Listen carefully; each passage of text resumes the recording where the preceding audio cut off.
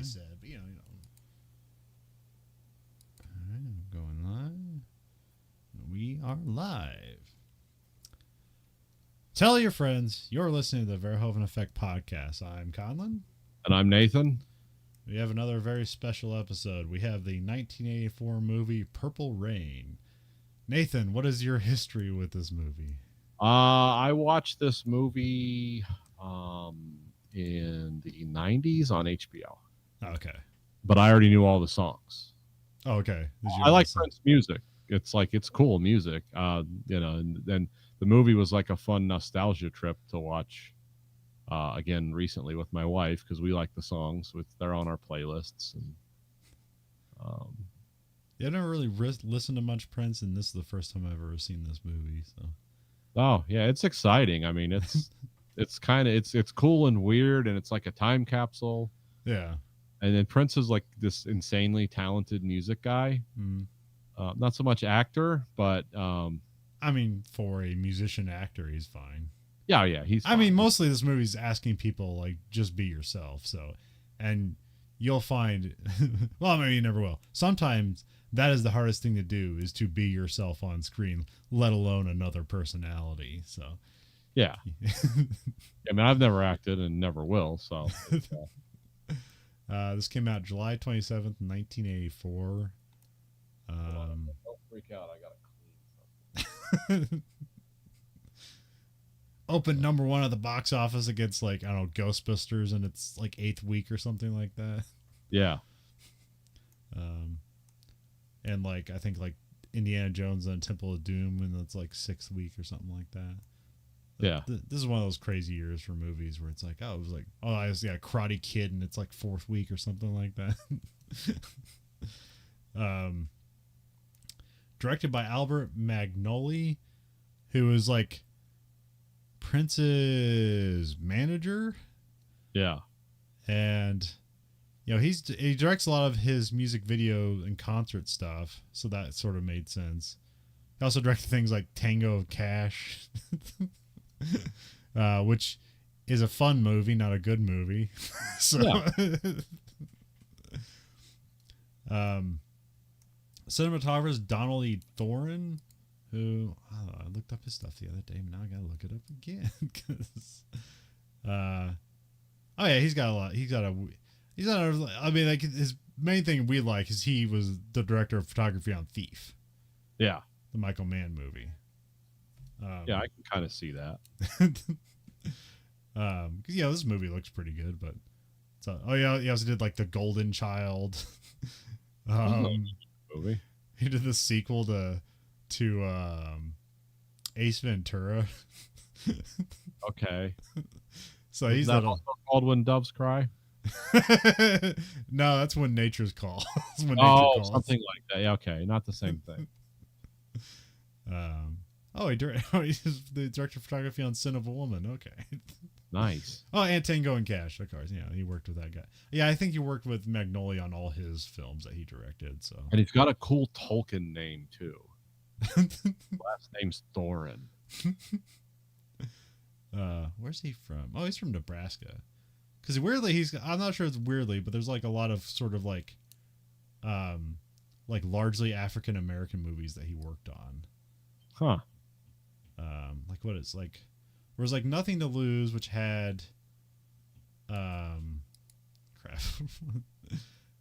I mean, it was a pairing. It was Martin Lawrence and Tim Robbins, which is it was a fine movie. It's not that great. And then like he did like the 2000 remake of Shaft, and he did like Head of State, the one with Chris Rock. Okay. A lot of stuff around there. It was like,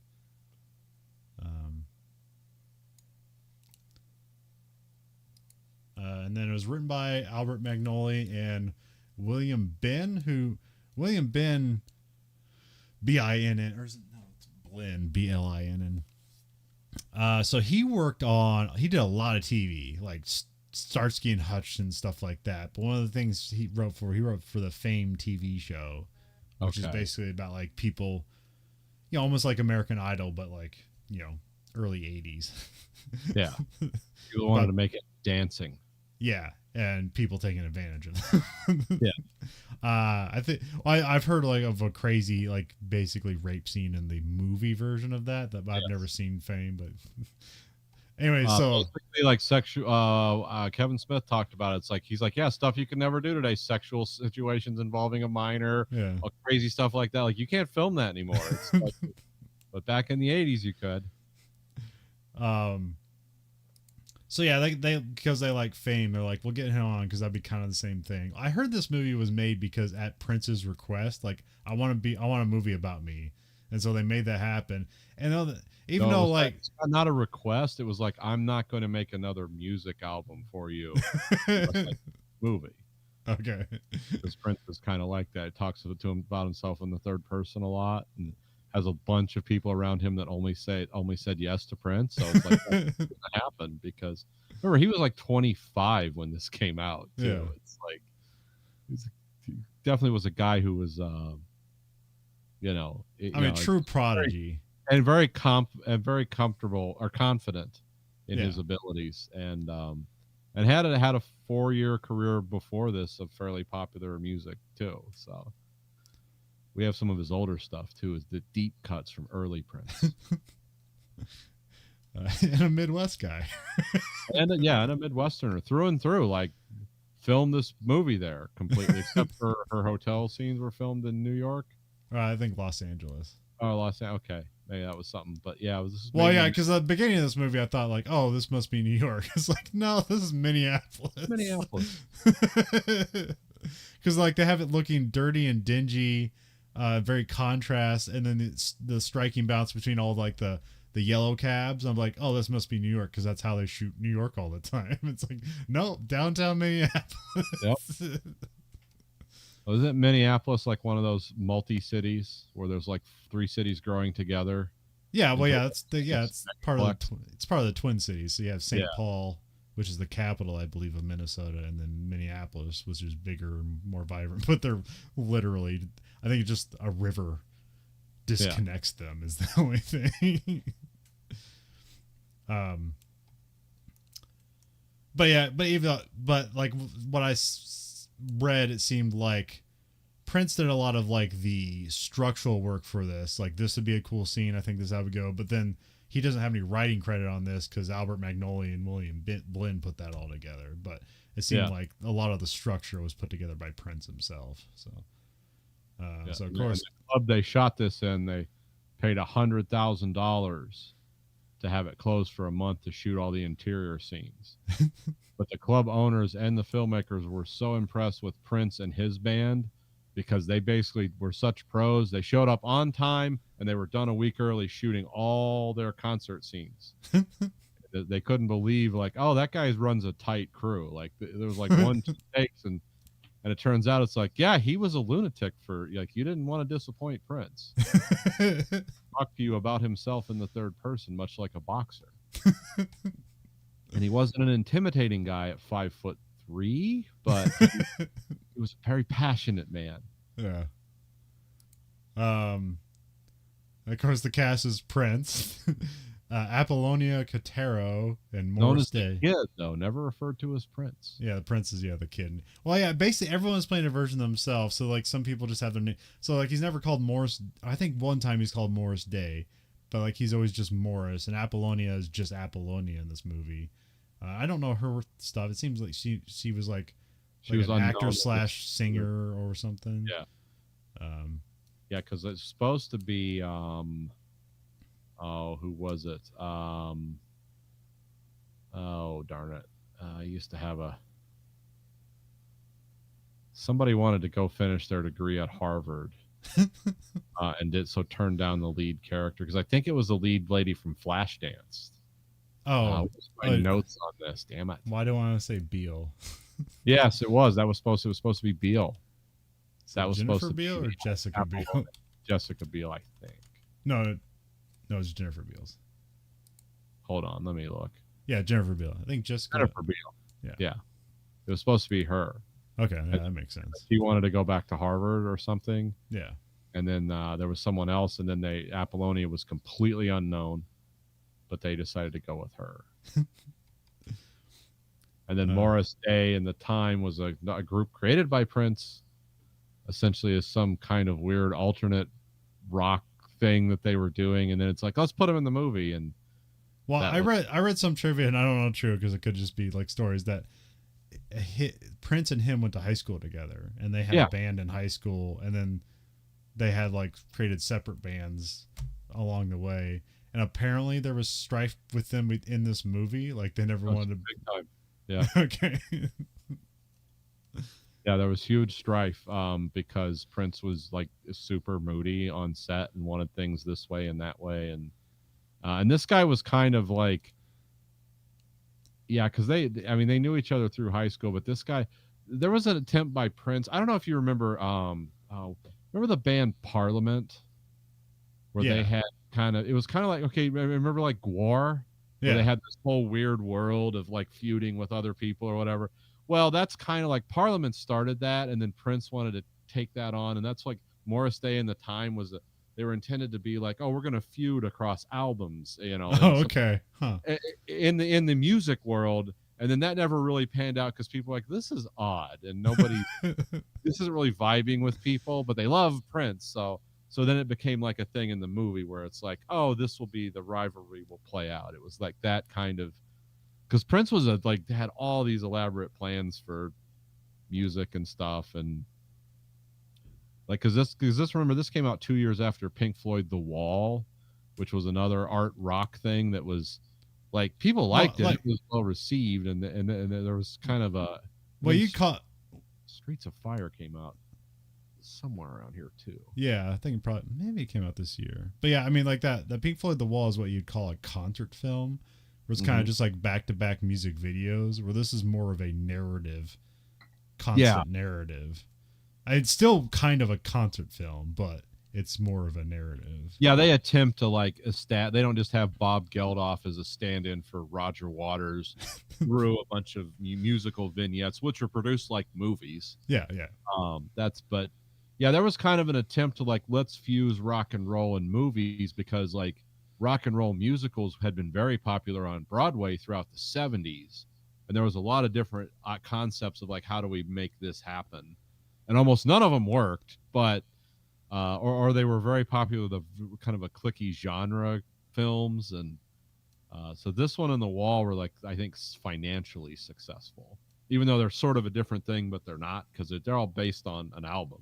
Yeah. Purple Rain was just an album that like, well, we're going to sing most of the songs from that in this movie. Oh, was the album constructed first, or was it like a simultaneous with the release of the movie? I think it was simultaneous, but I believe the album was constructed first. Okay. Yeah, because this is considered a rock musical.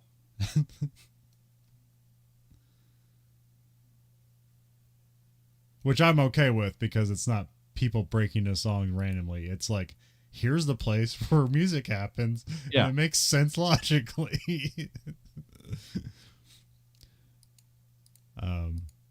Yeah, so Prince was like, in 1975 was like his breakthrough single. So he would have been like 15. He'd been around a while. Well, yeah, as far as what I read up is like, I guess his dad was like a jazz musician. His mom was a singer. Yeah. I think that's how it went. So something like that. So, you know, he basically had a leg up experience wise. I don't know if that like got his foot in the door or anything, but like, yeah, he basically learned how to play every instrument by like the time he was like 8 years old. So just a literal prodigy. Yeah, absolutely. And you can tell. I mean, he's a genius at what he does. It's like, who thinks like this? No. Okay. I mean, Purple Rain was released as a soundtrack to the album of the film of the same name. Okay. So it coincided, because the one before this was 1999. Right. Huh. That was in 1982. But 1999 seemed like the far future. So we've Act 1. We get an announcer who looks like Alice Cooper, but isn't. Yeah. I'd be thinking for a second, like, wait a minute, is it? No. I looked it up. No, he's just some guy. I don't know if he like worked at the, what was it called, the First Avenue and 7th Club or something like that. It's called the 7th Club is what I picked up. Well, now I heard it's just called First Avenue, and then like I looked at their website and it's like First Avenue and then like and 7th, because it's on First Avenue and 7th Street. But Um, Oh no, the entry is on 7th Street. Okay, huh? Weird. All right, yeah. So there's First Avenue and there's 7th Street, and here's the end. Okay, okay. but also it's super weird because it's like a giant curved front. Yeah, yeah. It's a So cool looking place. yeah, yeah. Yeah, it looks like it should be something. You know, it looks like it's like Newark has the triangle, with triangle. Was it triangle shirtwaist? What's that building? That weird triangle building? With the Flatiron Building. Oh, is that the Flatiron building? Okay, I thought there was something called That's like what I'm thinking of when you say that. I might think. I remember there's like something it's called like the Triangle Shirtwaist Company or whatever it was. It was like it had a fire there. I don't know why. Yeah, the Triangle Shirtwaist Factory. Yeah, that's. Okay. I mean, is that why they established like you need fire escapes and you can't have 10,000 people in a building making garments? Yes, exactly, because it caught on fire and killed everybody. Okay, yeah, I remember what you're talking about. Okay, no, you're right. It's a Flatiron building. The Triangle Shirtwaist Factory is a building in New York, but it's a different looking building. A different sad place. Okay. I was confused because that building was called Triangle, and the other one is, and it's shaped like a triangle. Yeah, it's a triangle, so let's call it what? Flatiron.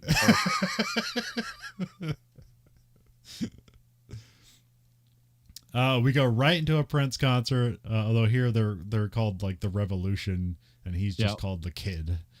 Yeah, actually, it was always Prince and the Revolution.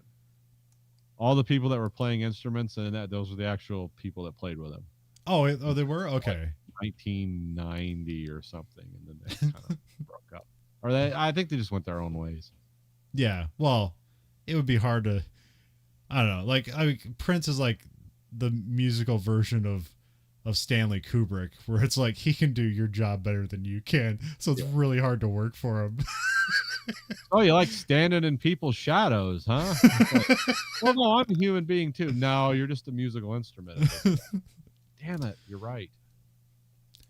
Because when he tells you like you need to play it like this, you can't be like, no, I'm the expert. This is my instrument. I know how to play it. He can like, no, I'm the expert. I know how to play that instrument. I'm telling you how to play it. Screw you, Prince. What do you know? Everyone's 13 times over platinum by the time they're 26, right? That's normal. That's like Michael Jackson numbers. We got super 80s styling and music going on here. Oh, like, yeah. Like the whole crowd's all. This is like the only time the crowd is like dressed up like everybody's basically Ziggy Stardust, but they're never like that the rest of the movie. But here they are. Yeah, they're almost like, what are these proto-punk Minneapolis people listen to what is essentially pop rock music? Interesting. Yeah, we get Prince, who here he's just called the Kid. He performs "Let's Go Crazy." We get a lady skipping on a cab fare. This is Apollonia, played by Apollonia Catera. And this is where I thought it was New York, because again, like the yellow cab and stuff like that, and it's dingily shot. And like I've always heard of like the crazy, music scene in New York. I didn't know. I don't even know if there was at this time, or it's pure fiction of the crazy musical scene in Minneapolis. Yeah, there was a guy named Prince. And he brought a lot of people and money, and I mean, I don't know. There's a lot of things that go on. Well, I don't know if like this just works for the movie, or if this is how things work. Like, because here they talk about like we have 3 house bands, and we like have basically these same 3 bands are coming in and doing performances every night, presumably. I'm like, is that how that works? I have no idea. Don't know. Made for a great story. Yeah, it's like, because narratively you want to have like, well, we're all on tour, because that'd be way harder to produce. Oh, yeah. It'd be Prince on a bus looking sullen all the time. So here, like, it gives it like I just know how that stuff works. So I know like when you're starting out, like, yeah, you're going to play like your local clubs and stuff like that. And then maybe you get attached to like, you get to be an opener for a bigger act and kind of tour around a bit. But here it's like, we have like 3 house bands, and maybe there's a rotation or something, but here it's just like there's 3 house bands and it becomes a competition. But yeah, it seemed kind of this is like a lot of people have done like interesting compare and contrast to this in 8 Mile, because it's kind of like the same story, but it's just different genre of music. It was set in Detroit, but it was like supposedly like there's this underground rap battles in Detroit that led to like stardom and stuff, and then you find out like how it really happened. It's like, oh, okay, so it's more like it's more consistency than that one shot, and it's like you made it. But that one shot thing is great because that's like all the sports movies are about the underdog team goes to the Mega Bowl and they throw the ball through the hoop or whatever. And everyone hates them. But that's like the real sports stories are like, no, these guys tried hard for 15 years and got one shot at this, but it's like they steadily built up to that. Whereas, so that's why this movie's compared a lot with 8 Mile, interestingly, thematically too. And it's like, oh, it does fit if you watch both movies. It's like, yeah, kind of. Just Prince is more raw talent, and 8 Mile is more like, this is sort of sad, but I'm glad this kid got out of the trailer park by singing songs about killing his mom. And so that's cool. And at least one of his albums sold more than Prince. Oh yeah. Yeah, Apollonia here, she's one of those impossibly beautiful women. Yeah, it still is to this day. If you look her up, it's like, oh wow, she held up great. Well, it's like she 50s now, and it's like, huh. Well, it's like who else is it? Oh, I'm trying to think of. No, I can't think of her name. I'll have to look it up. She was on. No, I can't remember the name of the show. Parks and Rec. She's the daughter of somebody famous. Rashida Jones. It's like her. Oh, yeah. They're like kind of too cute to be thought of as sexy, but then they have kind of a side to them that's like kind of sexy, where it's like usually that doesn't mix. And so that's what and those people are just like impossibly beautiful. It's like, this doesn't work. He is both girlish and mature. How does this happen? Why and what am I supposed to think about myself for observing? But yet I do. I need to start working out. Yeah. See, this is what that's why in the Iliad and the Odyssey, like that's what sometimes beauty will inspire wars. Yep. When you could have just asked her, it's like, hey, do you want us to fight? It's like, no. It's like, well, we're going to. I'm going to assume what you think would be cool. I know what gets a girl hot, like he's running a sword through someone's lower intestines and they die screaming, and you're like, yeah, covered in blood. It's like, let's go to bed now. That's kind of gross. We cut to some dude vacuuming his apartment. He's getting dressed. This is Morris Day. Just as Morris here. This movie's it's almost shot like a horror movie here, like a Friday the 13th, where it's got Freddy Krueger. yeah, you got like weird lighting all over the place, and just like it's contrast and just things are dirty. Yeah, it's people walking down ill hallways that are lit in ways they aren't in real life. Like, they don't have the light shining up in dumpy apartments, but in this movie they do because it makes everything look crazy and weird. Yeah. We got Apollonia. She's at this club and she's like trying to get a job as a singer. She's like trying to look for the manager of the club. Morris Day and the Times take the stage. Here they're just called The Time. Yes. Which I'm not sure if that's how they're presented in real life or it's always just Morris Day and the Times. That's always heard Their one Kevin album Smith say it. Let's see, what is it? Go ahead. Yeah, because like the only thing I vaguely know of this because like this is often referenced by Kevin Smith, and he also has crazy stories about working with Prince and stuff too. But like he's a big Prince fan and a fan of this movie, so a lot of all my references of this movie come from Kevin Smith. So he's always talking about Morris Day and the Times. Yeah.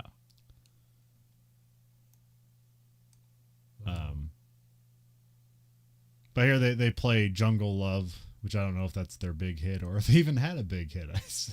No, it is. Yeah, okay. Morris Day and the Time. I'm trying to look up there because Morris Day had albums on his own too, and I'm trying to find the Morris Day and the Time because I think they had like 2 albums. Okay. And all the songs they sing in this movie are on the first album. Oh, okay. So 2 albums. So did they make that album in concurrence with it, or did it already exist before the movie? Like, did they get 2 albums out of this movie? Now, a lot of the Time stuff, well, at least two of the songs were on the 1999 tour when they were the backup band. Oh, okay. So, yeah, that came with the Jungle Love single was on the 1999 tour. Oh, they also played it in Jay and Silent Bob Strike Back. Okay, yeah, that makes sense. Yeah, Morris Day actually showed up and they played it. Cool. The kid. There it is. Okay, Morris Day and the Time, 1984 album, Ice Cream Castle.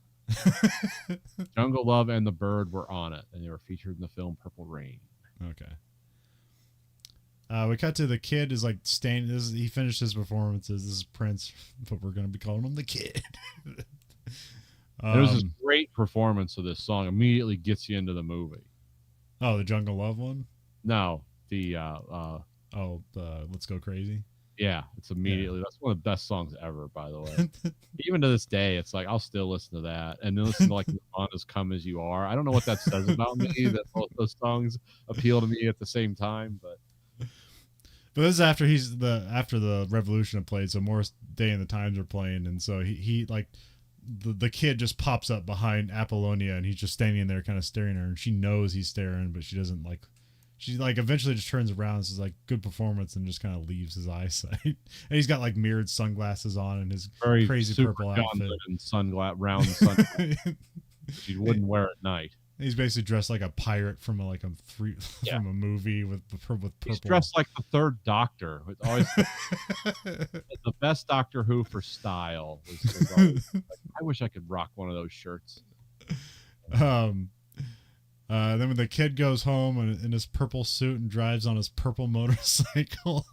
Those motorcycles are special to me. I passed my driving test on a Honda CM 400. Only mine wasn't the automatic one. Mine, you had to actually shift gears. Oh, okay. But those are considered training motorcycles because they're real easy to ride.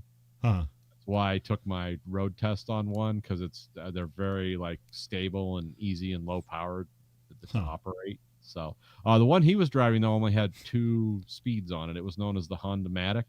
Yeah. So all you had to do was press the clutch and it would change gears. It had 2 gears instead of 4. But yeah, when I saw that bike, I was like, wait a minute. Now, mine didn't have the weird big, that was a custom-made front end he had on that. Yeah. Like the rain guard type thing. But yeah, it's like, oh, that's one of those bikes. I did my road test on that. And I passed it the first time, which they say most people don't do. And it's like, thank you, Honda. Because the actual bike I rode weighed 300 pounds more than that. I was able to pass the road test on that one.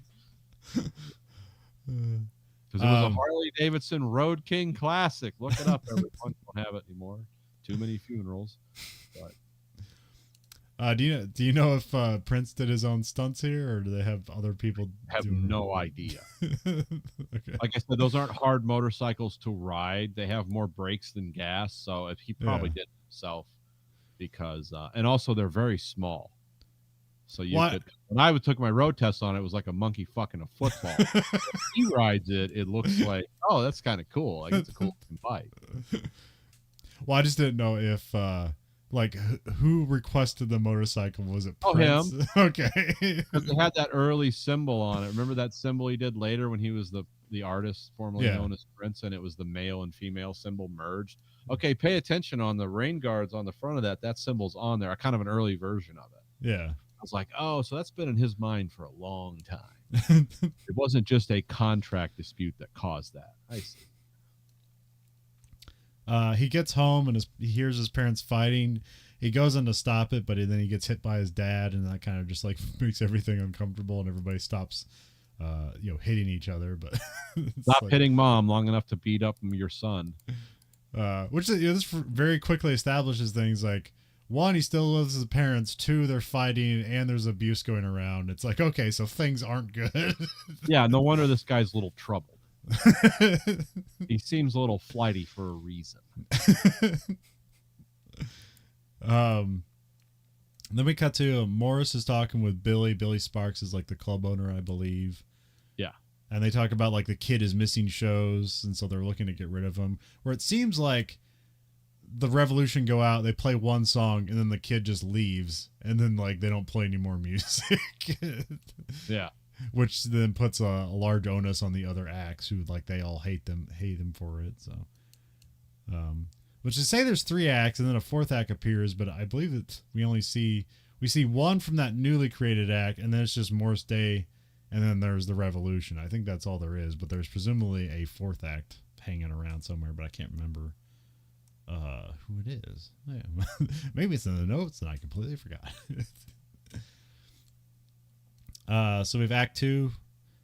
The club, it's just called the Club, or no, it's called the First Avenue and 7th Street Club, which again, it seems like they changed it to emphasize First Avenue. The kid is at the club and he's talking to the waitress who gives him a demo, which I forget who the demo's from. Or maybe it's just Lisa and Wendy. I can't remember because they create a demo later on. It's the 2 girls from the Revolution. And then we cut to a different spot, and Morris is holding auditions because he wants to put a girl group together, but he doesn't like. And so they just have like the couple of these ladies are doing just like gymnastic dance routines, and he's like, you got to follow the. No, you can't think for yourself. Follow my orders. Like, we're missing something, and so you know that something's gonna be Apollonia. So yeah. But yeah, they're just like, and like the major conflict in the movie basically is that the kid is making music that he likes, which I don't know. It seems like everybody else likes it too, and it's always performed well. And it's like, this is cool music, but they tell you in the movie that like it's not pulling, they're not putting butts in seats, so they're becoming a problem. So we need to get rid of them. Although that just never seems true throughout the movie. Yeah, it seems like a little unlikely that like is the city big enough to support this like, basically what would you call this today? Like the Las Vegas things where the actresses or the singers go, and what are those called? Residency. Is that like residency? Yeah, residency. Yeah, it's like, is there enough of a music scene to support this residencies putting on shows every night? Yeah, in a city, what I don't know. Let's look it up real quick. I think it's like 400,000 people or something. Yeah. So the city 400,000, and then I don't know. But then you blow that out. But also St. Paul is also around that same, so it'd be like about 1 million in the general and then area. The suburbs, you can throw in another 500,000. So you can look at it like 1.5 million people. Sorry about that. But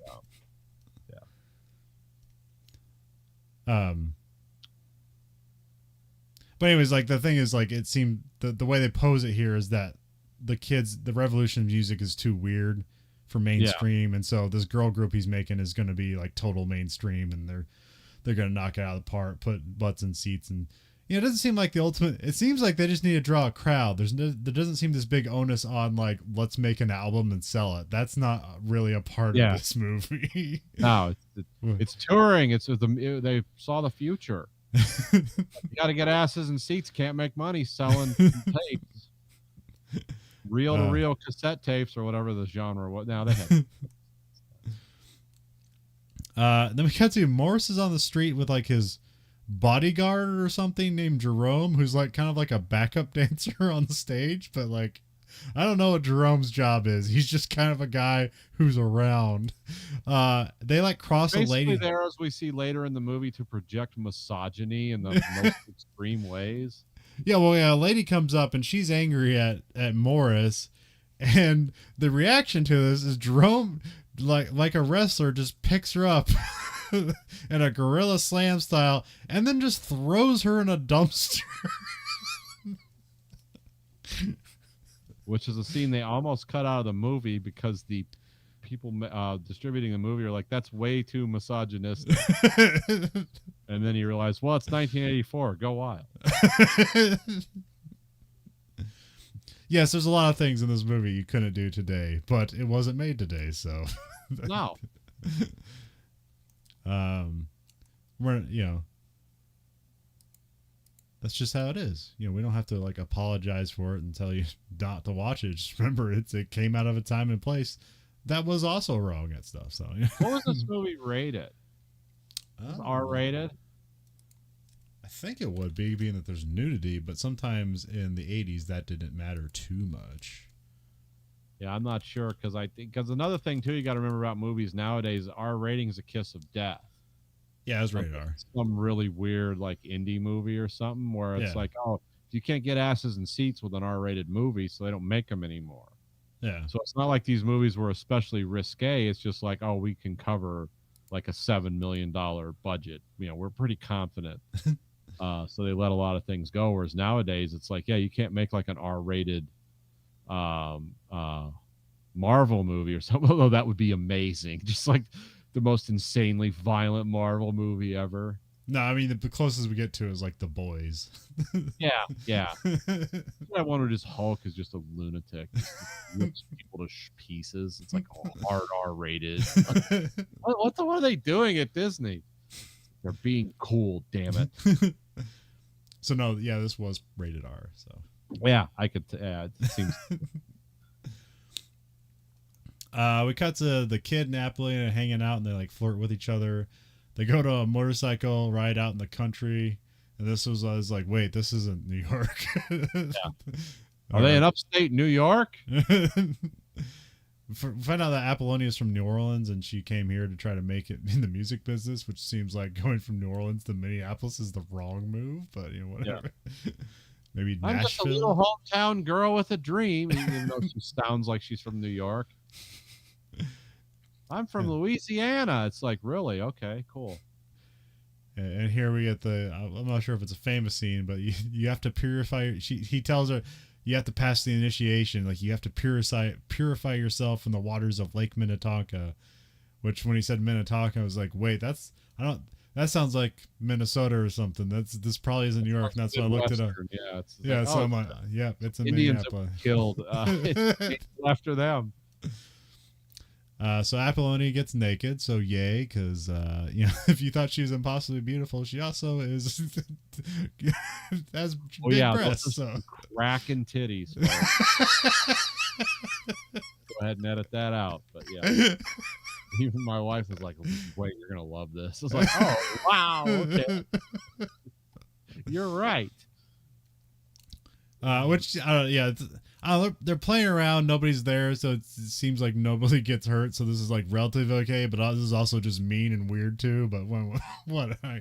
You trick a girl into taking her clothes off and diving into freezing cold waters, which apparently he knew about. She didn't know about because, I mean, I know about the Great Lakes. Like when my son went out for Memorial Day, it's like, oh, they were on a boat, but you don't get in the water because you can still see the ice cubes at the bottom of the Great Lakes, even, you know, at the beginning of June, because it's like, no, those things freeze and it's crazy cold. The same thing in Minnesota. So she didn't know this. Yeah, so she jumps in, she gets naked and jumps in, and then as she's jumping in, he goes, wait, that's not. So then he stops, and then she jumps in, and then she's like screaming because it's freezing cold. Yeah. And then the kid tells her that's not Lake Minnetonka. And then he just like abandons her for a moment and goes off and does some bike stunts, but then he rolls back around to pick her up. So then it's slightly okay. Yeah. It's only weirdly pervy and strange a little. Yeah. If he just left, that would have been like unredeemable, but at least he comes back. Hey, look, I know you're on the edge of hypothermia. Let's jump on the back of my bike. See what that does for your core temperature. We're going to turn you into the human psychrometer. Yes. He says not to get his seat wet, and then she kind of laughs at it, and then she kisses him on the cheek, and so they head off. Back to the city, presumably. Yes. Then we have a scene with Morris and Jerome where they're like hanging out and basically doing a version of Who's on First bit, but like with the word password. It's like, you know, they're trying to, basically Jerome's trying to say password is the password, but then they just don't get it. And it's just like a weirdly isolated scene. It's like, did we really need this scene? Oh, it's fine. You know? I mean, like Morris Day, you know, he kept being a musician, but he also was hired to act in other movies after this. So he's a fine comedic actor. So yeah, he's like a throwback to an earlier time. And then we're back to nightclub time. They're in the back room. The band's guitar player Wendy, which in the IMDb it's everyone in the Revolution has their name and then it's appended with the Revolution, so it's Wendy dash the Revolution. I thought at least I must have these backwards. I forget. Well, here I have it as Wendy is the guitar player and I believe Lisa is the drummer. Okay. But I might have that backwards. But anyways, that's how I have it listed. And it might change later on. So,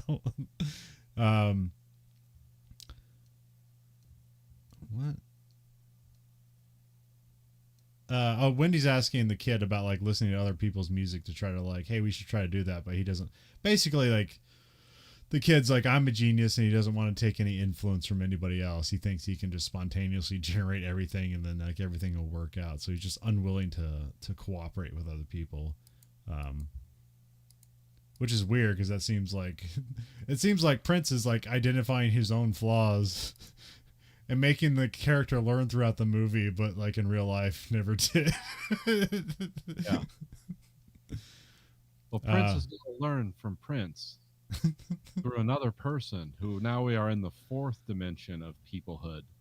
Prince is going to learn, from Prince that the kid was not really a great person. But that doesn't mean Prince isn't a great person because Prince. He talked. I mean, that was the stuff he said. But here Lisa and Wendy are trying to convince him like, hey, we need to do something different, and he doesn't want to listen. And so they kind of walk out and sort of protest, but the other members just kind of like blow it off. It's like, whatever. But then they also kind of like leave him alone. It's like they're right, but we're less we have less fervor about it. So well, we have jobs as entertainers, so we're not going to like rock this boat too hard. It's like otherwise we're not getting paid to do this. Also, the kid's doing this weird ventriloquist act with like this weird dummy and a just Prince showing off his other skills. Like, also, I'm a ventriloquist. Like, thanks, Prince. You can do anything, can't you? Just when I wasn't jealous enough of you. You can do something annoyingly talented. And use that to mock other people who want to express themselves artistically but aren't as good as you. He pops a little monkey in a cup, like. The kid pops in the demo tape he got from, I think it's from the waitress, and I can't remember if this is the Lisa and Wendy demo tape or if it's just a different demo tape. But it gets this is Lisa and Wendy demo tape. Okay. Yeah. And then a guy comes in, he gets like a 5 minutes of showtime. We cut to Morris is hitting on Apollonia. He buys her a drink. This is all just. It's like awkward, gross. It's like if you're trying to hit on this. I mean, number one, you're a cool-looking guy with a cool suit on, and you're hitting on women's skills are like worse than mine. Like I've met like sheet metal fabricators that like have a better groove than this character does in this movie for hitting on Apollonia. Yeah, the line I wrote down, he says like, "You the finest motherfucker I've seen tonight," and she's like, "What did you say?" Yeah, I mean, that line is made for a woman to go like this, like, "What are you saying?" It's like you're setting yourself up to fall. So Morris strikes out, obviously. Because how I picked up women, how I met my wife was like, I don't have a car. Have you ever been to the sci-fi bookstore in Fort Wayne? That was my pickup line. It's like, no, do I want to? And I was like, yeah, you do. That was our first date. Only I didn't know it because I don't have any skills either. Yeah. So, but I wasn't wearing a zoot suit and didn't have a cool mustache. Or a butler / bodyguard. Yeah, I was like a dishwasher / backup dancer at a restaurant that doesn't exist anymore. The Revolution plays. This time the kid is playing piano and singing. So, because the first time we see him, he's playing guitar and singing. Now it's piano and singing. This is basically learning. Oh, he can do anything, can he? Because also like the great thing about because there's a crazy combination that Prince has and why he's just an impossible genius, because like he has skills of Michael Jackson Jimi Hendrix. Like you throw like, who's Ziggy Stardust? Oh, David Bowie. Yeah, he's got David Bowie. Like, yeah, just anything. He can do it all. And he's Yeah, also he's got Michael Jackson if Michael Jackson ever had normal sex. Like, he's like, oh, this is what Michael Jackson would be like if he wasn't like tormented as a child and stuff. And maybe Prince was tormented as a child, but he reacted differently to it. yeah. Because he was doing the same stuff Michael Jackson was like, woo, you know, and all that. Like, Yeah. nobody does that anymore. But it was cool in the 80s. Well, I mean, it's like here, it's like he's not a better dancer than Michael Jackson, but he's as close as he can be. But he's still like, he's doing all that dance while he's also playing guitar and singing. He also has like this weird, he can do a high falsetto. I think that's the right word.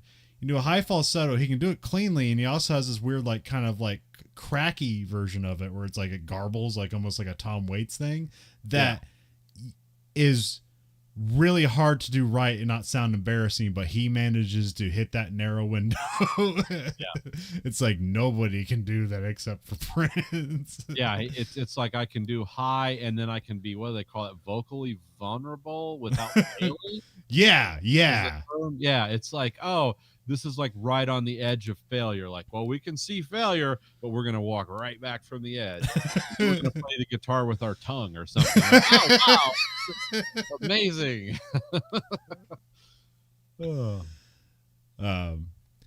Which I don't know. So there's also movies like this, like I hate, where it's like the way they make it seem like songs are created spontaneously, which I hate when they do that. Where it's like we just created this on the spot. Where it's like, no, you have everything here has to be rehearsed hundreds of times. Yeah, because like you can't. Hey, a what do you call that? Philharmonica or concert, whatever. Like they get sheet music. You don't get that shit if you're a band. Yep. like you gotta play, you gotta know your music by heart, and you gotta put on a dance routine and put on a show. Oh yeah. And to do that, you have to practice all the time. But how that's presented in movies is like inspiration is suddenly struck. Everyone hits the same vibe, and music and dance routine are created spontaneously. Yeah, and it always works that way. It's like, oh, it's like this is why liberal arts is it's like writing and making music. Like that's easy. That's not really work. It's fine. You know what you're talking about. And I'm someone who does none of those things because I have no imagination at all. I'm just in awe of it. It's like, oh, when people create things spontaneously that are immediately intriguing and enthralling to me, I'm jealous of those people. It's like, how did you do that? But everyone else is like, well, anyone can do that. No, they can't. It's actually, try to do it. It's impossible. But I usually hate in that movie because it seems like that's a misrepresentation of how things are actually created. But in this case, Prince is so talented, you can believe he just spontaneously creates this stuff. Yeah, you want to believe that about him. It's like, oh man, maybe I could be this guy. I mean, Prince is very much like, remember when we watched Beethoven a few episodes back? It's like, okay. The movie, Amadeus, Amadeus. Mozart. I was like, we watched the children's movie about the dog. No. Yeah, I screwed that up. But yeah, yeah. But it's like, oh, this is like watching that. Yeah. That's the level of talent you're seeing here. In my humble opinion. So he's playing the piano. The stage is bathed in purple. The song is about how beautiful people hurt the most, and it's basically just about Apollonia. The song's narrative parallels the plot, so it makes it easy. Which I always like. And here's where you get the conflict, because like they play the song and then like the kid just leaves, and then the band is in the back are like, he just plays one song and leave, and we got to cover him, and so that's where there's strife between all the bands here. Yeah. Apollonia takes off with a kid. They go to his house, but his parents are home, so they like go down. I think it's just the basement, but there must be a different way to go in. So like, because it looks like, is this just a cellar that's separate from the house, or is this just the basement? So it's apparently it's just the basement. So, the kid plays the tape of some like weird freaky music, and he like jump scares Apollonia, and it sounds like it's like sex moans, but it's apparently a woman crying, and it's just played backwards. Yeah, it's like that's weird. Yeah, who has that? What psychonaut has that? Like, put it up on a reel to reel. Like, hey, come over to my house. I want to play something for you. Which I mean, that gives you insight. Like he's just messing around with things at home and like seeing what will work. And of course, it's like nobody's gonna listen to this. Yeah. They make out. There's some Forgot foreplay. about that when they played that. I was like, oh, what was it going? Is he going to play Tool next? Like, what's going on? Prison sex after that? The kid and Apollonia make out, and then they have some like foreplay sex, but then they fade out before it just shows them having sex. Yeah, but what a weird sex scene. Because it's like has his hand on her genitals. Yeah. Like in like a kind of a doggy style. Like I was watching, I was like, oh wow, they actually put this in theaters. Like imagine how awkward that was with like 40 guys filming. Yeah, I mean she does have lingerie on, but yeah. Yeah, well, but he still has his hand on her. Well, yeah, he's basically touching her the way he touches himself during a performance. Yeah. Which, a lot of crotch and chest, scraping across the chest, crotch grabbing. Oh yeah. We cut to morning. He drops her off somewhere. They kiss a bunch, like just little light kisses, and they promise to see each other again. The kid comes across Lisa and Wendy practicing their own music, but to his annoyance, is like, no, you guys don't make music. I make music, which is, got to be a fun thing to say to a fellow artist. Yeah. You're wasting everyone's time, including your own. Now let's get with the program. It's like, yeah, that's got to make you feel good. It's like, I've worked on this for like 2 years. It's like, well, it sucks. Sorry. Let me get my little monkey out and do some ventriloquism. Well, I think Queens of the Stone Age kind of, I think they're still together. I can't remember if they broke up or not, but like, every member of their band has like 3 other bands that they're in, so they figured it out for a pretty long time. Just like, oh yeah, yeah. If there's a division in the band, just let the person go off and have their own thing for a while. We're talented enough that we can always come back together and do our sort of style here, and then everybody can do their own thing, and everyone's happy, and everybody makes millions of dollars. So. I always thought Queens of the Stone Age was a super group because those guys were in so many other bands. Yeah, it's like, oh, is this like a super group? Like, just like one of the guys from Led Zeppelin and one of the guys from always, getting together and doing that in the 80s and 90s. But no, it wasn't. I just thought it was. What was that? What's the band like? What was it called? Like the Yardbirds or something? Where it had like, what did they have like? A guy from the Who and like one of the Beatles and somebody else or something like that. Eric Clapton or something. Yeah, I forget. Yeah, look that up real quick. Things we're talking about music. See, we can go down these rabbit holes. Yep, the Yardbirds, 63. I think they were before those guys were famous. Oh, okay. Yeah, let's see. Jimmy Page, Jeff Beck, Jim McCarthy were the original guys. And then Eric Clapton joined later, and yeah, they were together in different iterations from 63 to 68. Huh. Yeah. Yeah, that's the only thing that came to mind of just like weird bands where it's like, oh, those guys split off and made equally the biggest bands in the world. Let's see here. Oh yeah, so yeah, that's also like the rest of the band leave because the kid wasn't there for them to practice. So we don't see them practicing a lot, but that's presumably what they're meant to go there and do their job. Got to practice for tonight. It's like, nah, it's all spontaneous. Then we cut to Morris is offering a song and dance routine to Apollonia for his new band, which I think it's not. I don't know, they have a band later on. She rejects it, but she like I don't think she takes some like jewelry from Morris because she wants to pawn. I forget what it is. She wants to pawn some jewelry to get a guitar for the kid that they saw in a storefront, and it's like a weird kind of shaped cymbal guitar that the kid like really wants. And that like that's Prince's like famous guitar. Yeah. He's used that like one of those is in the Smithsonian now. Yeah, it's kind of like a what would you call?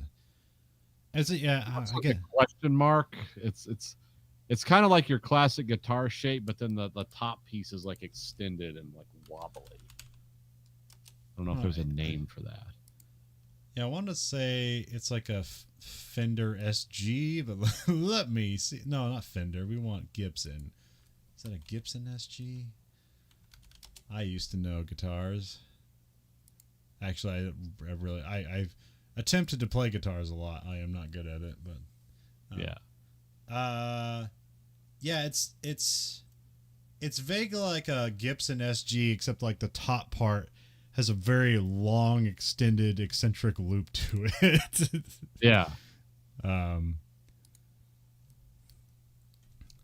Because the bottom also has a cutout. The thing with the SG is it has like the kind of like inward cut, so it's almost like horns at the where the bridge meets the body. So that's why I compared it to the SG. Let's see. Go back to my notes. So we cut to night, and the kid listens to Lisa and Wendy's demo tape, but then mom and dad get into a fight again. Here, the kid hits the dad and knocks him down, and so there's a bunch of like weird mismatched desperation going on. Like, you know, everything stops after somebody gets hit, and then there's just like the weird, like, now we're going to explain our problems, but everyone's just sad and nobody's on the same page. We actually never get any dialogue from the mom. It's weird. Yeah. She's just there to get hit. Yeah, it was weird.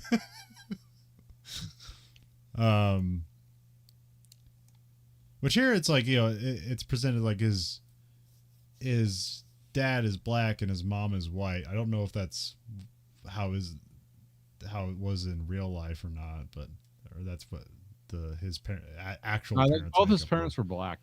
Okay. I believe from the pictures I've seen. I mean, I can't tell from pictures.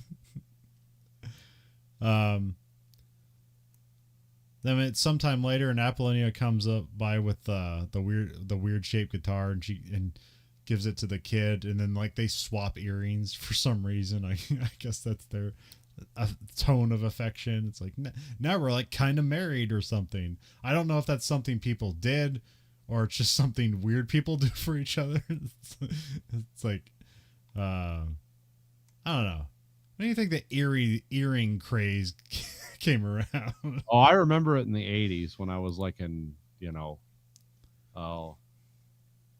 see, it was like 7th or 8th grade, so I would have been at like, 86, 87. Yeah, I remember like you had to put it, you couldn't have it in both ears. It was always one ear, because if you had it, I forget which ear it was, like if you wore it in the wrong ear, it meant you were homosexual or something. Yeah, I believe if you had it in your right ear, that meant you were gay. Yeah. For men, yeah. Yes. But also men didn't wear hoop earrings and stuff as portrayed in the movie. That was always like an ethnic thing. So like it was like white dudes had a little ringlet or maybe a stud. I've never had my ears pierced. I'm not an 18th century pirate. The most costuming I'll do is like make props from like the movie Alien and wear them around, and I quit doing that because they don't fit me anymore, and it led to too many strange conversations with weirdos that I didn't want to have. It's like, hey, is that from the movie Aliens? Yes. That's cool. Tell me about that. Like, well, no. But yeah, so no, I never got into the piercing thing and all that. But I know men that wore earrings were considered rebellious from the 70s through the 80s. And then after that, now everyone's like, the other thing I don't do is they got tattoos all over their body.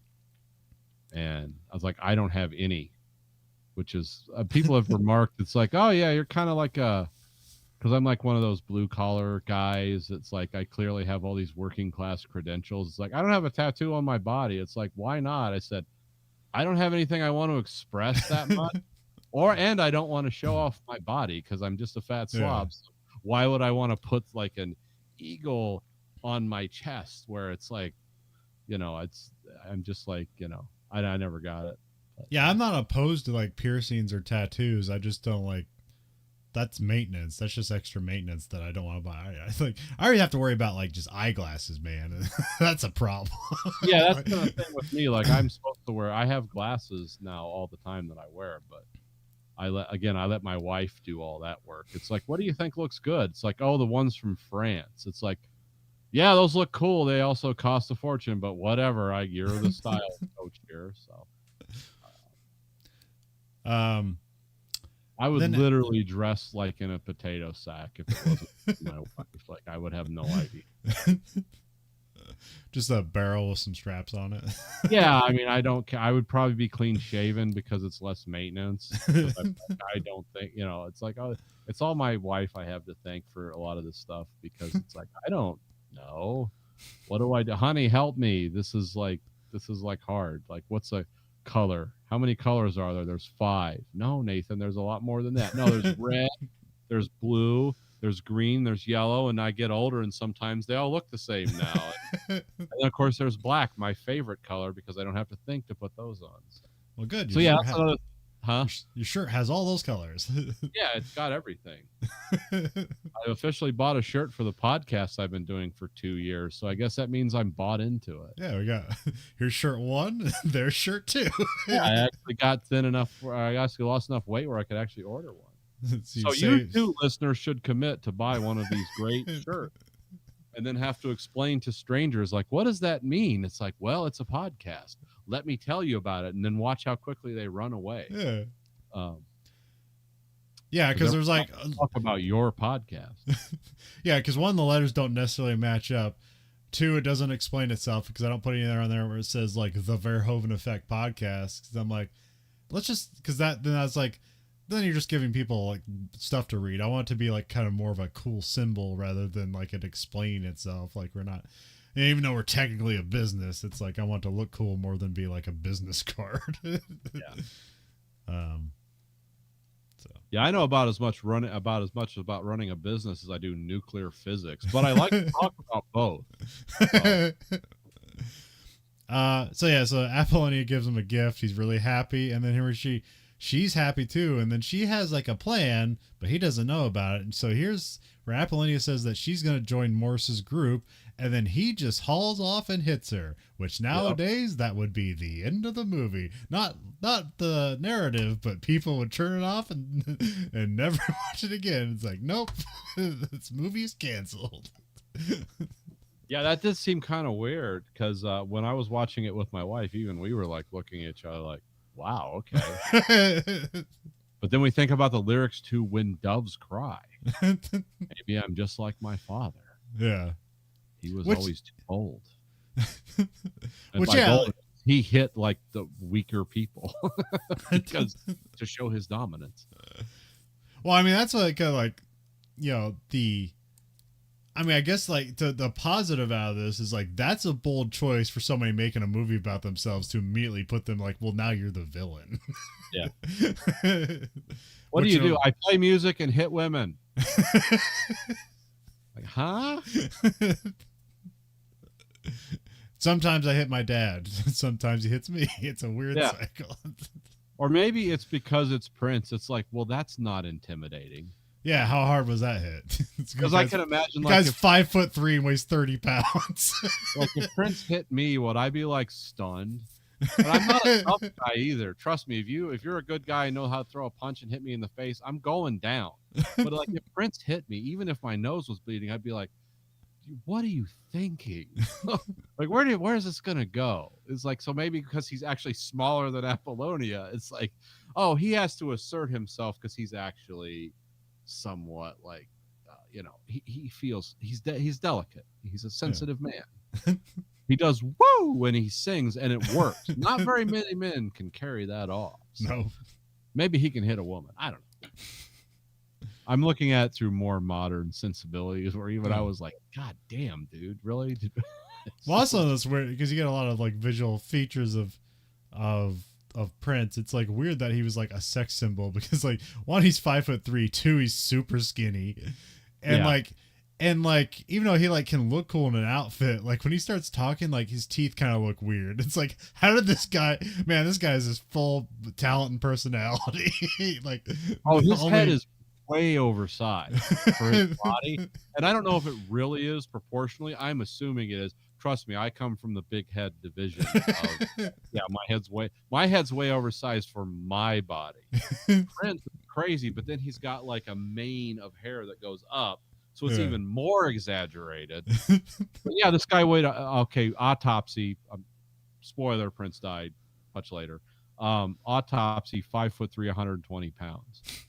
My right leg weighs 120. Even now, even though I'm not as nearly as fat as I used to be, it's like 120 pounds is ridiculous for a adult male in a first world country where there's lots of food. It's like, that's nuts. People in Russia would be like, "Oh, you're too small." The kid shows up. The kid shows up to rehearsals. This time, Lisa and Wendy are gone. Billy confronts the kid with a dilemma that like they're gonna need to get rid of one of the acts because they got a new act coming in, so one of you has to go. And the kid's meeting me like, "New act, motherfucker! It's Minneapolis in 1984. Coming in, Run DMC, who you're trying to dress like." But that didn't happen. There's a montage that's basically just a music video for When Doves Cry. Which I assume is the most popular song out of this movie because I know it vaguely, but I don't. Nathan, what is the most popular song out of this movie? Go crazy, let's get nuts. Okay. Because that's the most that transitions the most from 1999, that album. Okay. Purple or When Doves Cry is kind of, that's almost like The Cure, which was around at the same time. Yeah. It's like, it's still Prince. You know it's Prince, but it's like, yeah, that's, for me, my opinion, the most iconic song out of this is, Let's Go Crazy, Let's Get Nuts. Okay. But When Doves Cry in this movie is great because it's like a performance and a montage at the same time. So it like, oh, this is sort of cool. Well, I just heard, cause like this is the only song I know from this movie, so I just figured that was the highest pop culture song, or maybe the biggest song Prince did, or what is the biggest? 1999, probably the most. Probably would be later in his. I think Purple Rain probably the biggest song out of this movie and off this album because they so directly relate, and because that's like the end of the movie, like that's the transition song where it's like, oh, the kid's gonna make it. Okay. Because he does Purple Rain. I mean, I'm jumping ahead here, but it's like, oh, that's the emotional apex of this movie, is when he's doing Purple Rain and they're showing that montage and his live performance. And he also is like, oh, they hate this. I'm done. My career is over. And then everyone, like, that's the moment when everyone's like slow clapping. Like, yeah, so. Sorry to ruin the rest of the movie. But, you should have watched the movie. No, sorry. We're here to explain the movie beat by beat. You don't have to watch it now. And we're supposed to be finding depth and counter meaning in this, but like this movie, it's impossible. It is on its face what it is. There's like, no, this is Prince talking about the struggle of the proletariat. And, no, there's none of that. It's pop rock. Great. Yeah, really, it's like Prince is a dictator, but he's living inside of another dictatorship. It's like, I want to take that guy's lane. Prince is the dictator of music, of a narrow genre of music that's like super popular at this particular time, because nobody's copied Prince. That's one thing you can say, like, about his. If you look at his music, nobody's copied him. The closest I could think was maybe The Cure, but they weren't copying each other. They were just kind of like in a similar vein. I would want to say this time. I would want to say The Weeknd, but that's maybe because he's kind of a dark pop artist who's also black, but I don't know. No, I don't see The Weeknd as Prince. I see The Weeknd as like. Well, he's like in the kind of like, he does pop music, but it's very dark. So I'd say it just how it does the contrast is kind of along the lines of how Prince does stuff, but he doesn't necessarily have the full on talent that Prince does. But that's what I'm trying to draw from. Yeah, he has talent, but it's not see, Prince had like that explosive talent. Yeah, like Michael Jordan just doing the just slamming, doing the what do they call that? Just the alley oop, like turnaround jump shot. yeah, jump all shot. day. Whereas the weekend's like I'm doing 3-pointers from half court constantly. Like it's not as cool. It's way more effective actually. 'Cause I'm getting 3 points but and that's the end of my knowledge of sports. But yeah, no, it's like yeah, no one's ever copied Prince exactly. No. And they wouldn't want to because it would be obvious because Prince was so utterly unique. Because like Prince was like you could draw parallels between like him and Michael Jackson, but it's like nah, it's similar but way different. Yeah. Michael Jackson was almost more cultured, maybe. Well, Michael Jackson was more produced and sometimes more well produced. Prince is doing it all. Yeah. Oh, and Mom and Dad, I remember when I was a kid, like I had the Purple Rain like cassette, and like they didn't like that I was listening to that because there was so much. It was just like open sex, like disgust in it. Yeah, it's like when he does "Darling Nikki," like listen to that song. It's like, oh, she's just starting to grind, and it's like, what does it mean when a woman grinds to a 12-year-old boy? The early, it's like so. It's just 84, 80. So I would have been like 11 when I got into like I bought the Purple Rain album, and it's like, oh, it's a woman like grinding her crotch. It's like I'm glad Nathan's listening to this at 11 years old. It's like Michael Jackson wasn't doing that. He was all family friendly. Prince was the opposite of family friendly. Well, I mean, like Michael Jackson would do the crotch grab, which people didn't like, but like for the music itself was mostly family friendly. Yeah, I mean, stuff like oh, what was it? Smooth Criminal. Like it's like, oh, somebody's breaking into the apartment and beating some lady upside the head, and she's unconscious and bleeding on the floor. That's crazy, but the way he sings it, that song doesn't seem as violent as it is. Like it's the violence of the lyrics are lessened by the performance that is if on you're a different asking level. Annie if she's okay at like 240 beats per minute, it's like, oh, it doesn't mean anything. It's like, are you okay, Annie? Annie, are you okay? Smooth Criminal. It's like listen to the Alien Ant Farm version of that if you really want to appreciate the lyrics. The Michael Jackson version of it if you want to be carried away to a fantasy land. But yeah, Michael Jackson would grab his crotch and go woo, whereas Prince was like, I'm all over my body. It's like everything. Like I'm not touching it. I am touching it. Well, also like he'd go up and grind. I'm making it like my female lead guitar is giving me head while I'm yeah. It's like that's very Tool. It's like Tool did this. Rammstein does stuff like this. Now Prince was doing it in the 80s, early 80s, mid 80s maybe, but yeah. I know Mom and Dad didn't like it that I like Prince. I remember that. It's like, what is this garbage you're listening to? I think Mom's friend was a big fan of Prince. Probably. I think Vicky was a big fan of Prince. I mean, I didn't realize how much I like Prince until, like, me and I'm gonna just do this right now live. Me and Stacy were talking. I'm gonna go to my music search. I have 34 Prince songs in my music collection. Okay, let's say Johnny Cash, my second. Okay, I have 54 Johnny Cash songs. So Johnny Cash was a little. Let's see, Tool. 29. Oh well, but Tool. I also have Pussifer, which is like the lead singer of Tool. So if you add those together, that's like 35. So yeah, Prince actually ranks pretty high in my I'm listening to music stuff, and the I'm listening to music stuff is important to me now because I walk like 2 or 3 miles a day, so I got to have a lot of stuff to listen to. Yeah, I don't think I've ever sat down and listened to like a Prince album, like you should individual songs. Purple Rain, go to the album or however you listen to music. Because I'm using the old boomer style of I go to iTunes and buy one song at a time, so I have that collection. Yeah, I don't know what people get on your Spotify. Streaming. Yeah, I have Amazon Music, so yeah, shit that I don't do because I just like I'm gonna own this until like they have an update, and then all of a sudden I gotta buy it again, and I don't know I'm getting scammed. But, I also have unlimited data, so I should use Spotify now because I just graduated to unlimited data a year ago, and I'm so proud of myself. Like I have a phone bill now that's as much as my car payment 5 years ago. Yay!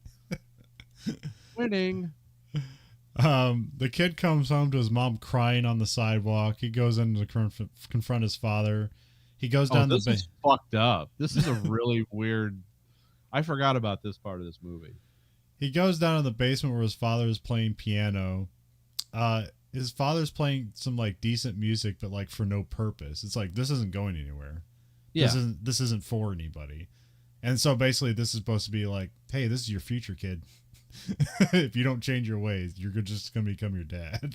That's part of the movie right here, but definitely the darkest part. Like I really like locked in on this part of the movie. It's like, oh wow, this is like harrowing in a subtle way. This is the only subtlety in this movie right here. Until like that. Well, like, yeah. Well, what else about the scene? Because that's all I have written for it. So, well, basically, this is the father and the son like commiserating on mutual failure. Yeah, it's like, okay, you're 20 something in the Minneapolis like art, music, pop scene, and you're kind of popular right now. Understand that I've been doing this 3 times as long as you, kid. And I don't even write this stuff down because it's just for me anymore because my life sucks. All I do is get drunk and hit my wife because things didn't work out the way they were supposed to for me, and they're not going to work out the way they were supposed to for you either. And that's like super dark. I know it's like trite and like, but in the context of this movie and everything we've seen so far, it's like the dad passing the mantle of failure on to his son. It's like, oh wow, that's fucked up. It grabbed me watching this movie. So, yeah, the dad's played by Clarence Williams III, who you've seen in something. He's been in hundreds of things, but he's the character actor of the god. It's like I know this guy from everything and nothing. Like I probably he's been in tons of things, but where I know him the most is he's the bad guy in Half Baked. Yes. Yeah. Okay. I was trying to put it together, but you got it. Okay.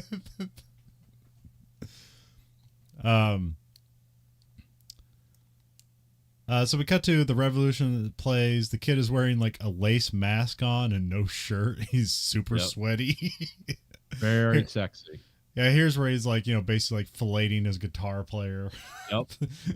The lights go red, and here's where he performs "Darling Nikki," which which weirdly I heard the Foo Fighters version first, which is not. Which I didn't know it was a Prince cover. It's like that's a weird song come out of Foo Fighters. It's weird, like you. It's like, a weird song to come out of Prince too, but not. It's just like kind of strange, but yeah. Which like famous, I forget. It was like saw like Nikki was masturbating to a magazine, which is probably the most charged like lyrics in the song. It's like, wait, what? On the surface it is, but when you realize she's just like grinding her crotch on his knee later on, it's like, oh wow, that's actually worse than just saying she was masturbating. Because that's like, oh, I'm doing like, I'm masturbating with my hands versus like, oh, everything's pre-sex, Because for the listeners who don't know, if a woman starts grinding her crotch on your knee, it's like, oh, it means that's like there's going to be sex coming up. That's what's if you pay attention to the lyrics of this song, that's what's so weird about it. It's like, and he's just singing about this in front of a room full of people. And presumably this would be about Apollonia, but like this never happens that we saw. This this Darling Nikki was based on a Prince fantasy he had about having sex with a woman in a barn and like how it would be. And then Apollonia was kind of written into it later. It was filmed for the movie because if you notice, there's a cut scene in there of them having sex in a barn. Yeah, where he's laying down and she's on top. She's bare bottomed and just like grinding away on him. It's like a classic movie sex scene. And that was actually based on like where he came up with his song ideas. Like Darling Nikki is about a scene about sex with a woman in a hayloft. which for me establishes Prince's Midwestern bona fides right there. No one's having sex in a hayloft in Los Angeles or New York. In Minneapolis, it's like, of course, it's where the cheese comes from. The cows. So we're having sex in a barn, and she's grinding her crotch on me, and it's very exciting. The scene was filmed but not included in its entirety in the movie because it would have pushed it over into X rating territory. Okay. So that's yeah. Darling Nikki was the concept song for this movie by Prince about having sex with a woman in a dairy barn, which is like, okay, he's definitely a cheesehead at this point. Also, like, so I heard the Foo Fighters version first, which is also has weird because like it's not officially released. It's like a European import, which seems a scam. I don't know. Did you ever used to buy like European import singles? Because I was collecting all the Nine Inch Nails stuff, and like it'd say like Europe import and Halo 6B or something. Yeah, it was the Halo numbers you couldn't find in America. Paid $34 for the disc. Yeah, because it's like, oh, this is from like Europe. It's like it's mystical because the Europeans are like culturally superior to us, so this is going to be better. Even though it's like, yeah, Trent Reznor's from America. It's like this.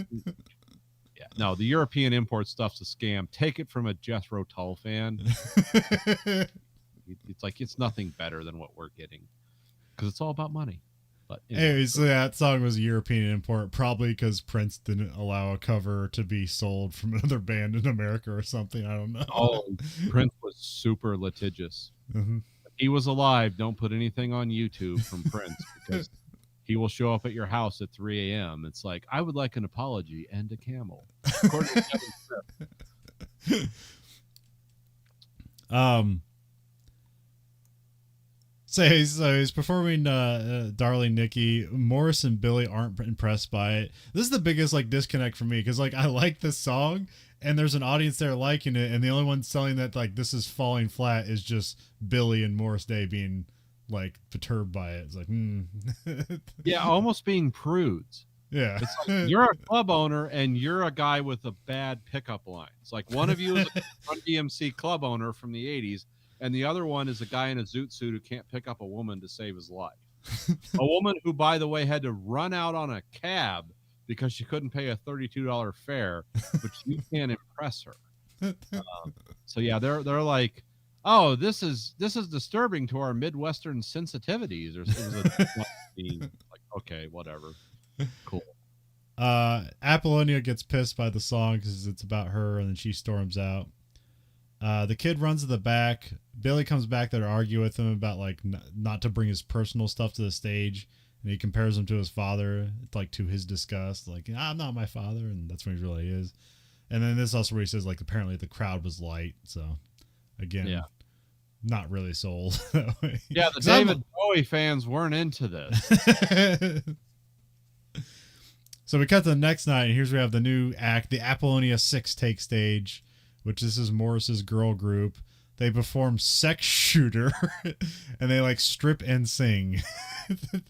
So it won the Golden Raspberry Award for that year for the worst song in a film. Okay. I'm gonna be a sex shooter. It's just dumb. Yeah. You know why they're called Apollonia 6, right? No, as a okay, because Prince, of course, this was another Prince like Gwar artificial construct band we're gonna feud with. Because there were 6 breasts between the 3 lead singers. Okay. I don't know if it's true, but I like it. I thought it was going to be some Apollo 6. I'm like, what happened on Apollo 6? No. Prince is a beautiful pervert. But I do like the line in the song. It's like, sex shooter, get out your gun. Oh yeah. I mean, Rammstein should cover that. I did not know who was it? Who did the cover of Nick Darling Nikki? Foo Fighters. Okay, I'm gonna have to listen to that now. Yeah, you can find it now. Now it's on the internet. But yeah, you couldn't find it then. Yeah, now that Prince is dead, you can find it. You see the kid standing in the back. He's listening. Billy tells the kid that he better pack the joint tomorrow. Basically, they'll kick him out of his spot. Although that seems like an impossibility too, because like he's not even the opening act the next time. So it's like it doesn't matter if he packs them in. Well, somebody's going to pack them in. So Yeah. again, it's not, the dynamics of this aren't important. I'm just trying to figure out like how would this really work, and this doesn't give me a clue how this stuff really works. So Yeah. I mean, me too, because as someone who for his whole life has always wanted to be his own boss, but knows he's not talented enough to be his own boss. It's like, what are the economics of this entertainment I'm watching versus reality? And it's like, that's frustrating. I know this is bullshit, but I can't tell you why, because I'm not, there yet. We cut to outside. Apollonia and Morris are getting drunk and like trying to get into a car, which this is supposed to be played off as creepy, though here it seems like consensual, even though they're both drunk, and nowadays that's wrong. But the kid pulls up in the alley on his motorcycle and he knocks Morse down, like just kicks him as he drives by. And then Apollonia gets on the back and and leaves with the kid. This is super Someone weird. who's actually has experience riding a motorcycle, you would break your damn leg. That guy didn't like take the fall, as like a pratfall or something, because it's that's not going to work. Yeah, you better have a knee brace, or you're looking to fold your leg back doing that. So. Yeah, that leg better be stiff. Don't fully lock your knee, or don't fully lock your leg. Because I'm going to tell you what, that's clutch, that's shifter side. The leg he kicked out was shifter side, so he can't like downshift or upshift. So that thing's going to buckle like like a 2x4 hitting a brick wall at 400 miles an hour. That's something I know something about. So this is because like Apollonia and the kid are in conflict now. It seems weird that she's going away with him, and it's about to get weirder because they get to an underpass. It's a really uncomfortable scene of like near abuse. They're also like kissing, but like neither of them want it. It's like, what's going on here? But the kid doesn't hit her, so that's character growth, I guess. Yeah, he's learned from his mistakes. He's like, oh, I'm just becoming my father. So, it's like, that's his mission now. Don't be dead. Yeah, don't hit a woman. Just have unwanted makeout scenes. Making out must have been a big thing in the 80s. Because let me tell you, like in the 90s, in the early 2000s, it wasn't a big deal. Yeah. I don't understand, like, people don't get wound up by that anymore. But yeah, it's so weird when they film this stuff. It's like, yeah, that's sexy. It's like, no, it isn't. Genitals would be out now before you can't film that. So, the kid gets home, like Apollonia left, so he goes home alone. He gets in the home. The home is ravaged. His dad is smoking in the hallway with a revolver. The kid turns on a light. Always a good sign. Yeah, and then we hear a gunshot, and then they cut away, and we cut to the paramedics come in, and here we see the dad try to kill himself, and I don't know if the kid is distraught that his dad tried to kill himself, or if that he like relates to his dad killing himself too much. It's like, oh man, like I was gonna do that. Well, remember the earlier scene is like his dad tried to pass the mantle of failure on to him as a musician and an artist, and it's like now he's like, oh, is this the ultimate end of failure? Is like my suicide? It's so he was like. That's what I saw. Is like, oh, he's emotionally. It's like I'm gonna end up with a 38, and to my head or something. Yeah. Later on in life, it's like I can't deal with this, so I'm gonna tear the house apart. Yeah, well, yeah. He has flashes of like the chalk outline and a rope that's just independent. It's like that's supposed to be like, well, that's how he's gonna kill himself, by hanging. And so he starts trashing the basement. And again, this is just mirroring what his dad just did, because he came home to a house all broken apart. So he's just going through the motions of what his dad just did. And then he comes. Remember the lyrics to "When Doves Cry"? It's like, oh, it all ties in. And then he comes across some of his dad's sheet music, which his dad claimed he never did. Yeah. Remember, it's like, I don't write this down. This is just for me. I was like, well, no, actually, he did. Apparently. But this kind of calms him down, and then he just like falls asleep rather than killing himself. So. Yeah. So I have that being the end of Act 2. So we have Act 3. The next morning, the kid the kid survives his own drama. He puts on the Lisa and Wendy demo, and he keeps like rewinding it, and he listens to it about 3 times, and he just starts playing it on the piano because that's the kind of genius he can do, where you can just listen to something and then just recreate it, and then also riff on it and stuff like that. Which I know that stuff to be true. I've seen that. So Yeah. Then we cut to the time is playing. The place is packed. Everyone's screaming. Here they're playing. Was it The Bird? The Bird? Yeah. Oh, we, oh, we, oh, you know. And everyone's just like enthralled with this. Yeah. Even the punk rock looking people are like, this is great. It's like, nah, I don't think so. I don't think that would happen. Well, I mean, that's the thing here is like, this is like super mainstream music. Like, I mean, this stuff happens all the time where it's like, it's like the Macarena, which is now even like 30 years old or whatever. But it's like, it's like, here's a catchy song, and then there's a dance included with it, and then it sells like 50 million copies, and you're like, is this good? Like, well, no, but it's just kind of fun and innocent. So, well, see, here's the thing. Like, what I'm like thinking about this era and genre of music, I always think of like Nick Cave. New York in the 1980s, it's like, oh, this is all such bullshit. I can't do an Australian accent, everyone. So this is all such bullshit. I hate all this. And Mark Maron's like, no, you're a cowboy. It's like, I'm not a fucking cowboy, mate. It's like, that's what but the people they have in the audience, it's like, oh, these are like, like the Nick Cave people trying to understand music in the 80s. And it's like, doesn't jibe with the song. It jibes more with this, like, and that's how I can tell, like, this is a vehicle for Prince. It's like, oh, I could see some of these people being into Prince music because it's like, this is cool and edgy.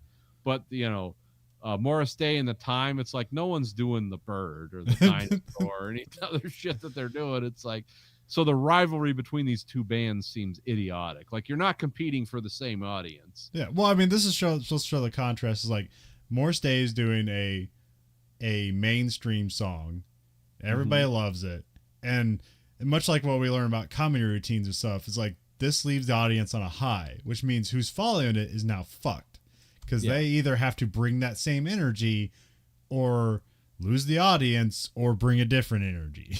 Or Joey Diaz has to have his dick out on stage. There's no way to follow X, Y, or Z. I've heard that in comedy. And this is why like people hated Dane Cook so much, is like he would bring the audience so high that nobody could follow them. And but he had such that energy to him that he could play like fucking stadiums and stuff because he's gonna pack the crowd, because that's kind of the energy he brought. And then like, was the content that good, or was it just all energy? And it's like, that's up to you, man.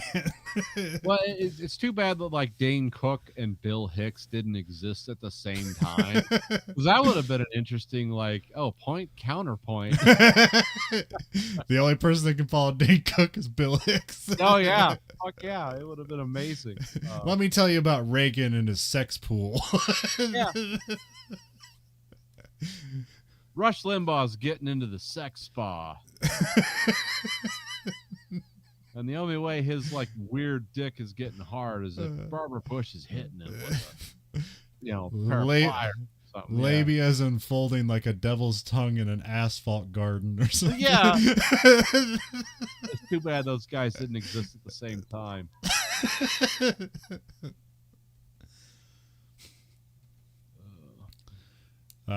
I mean, they might have. Dane Cook's actually like way older than you think he is.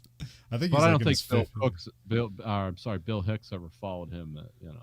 Yeah, no.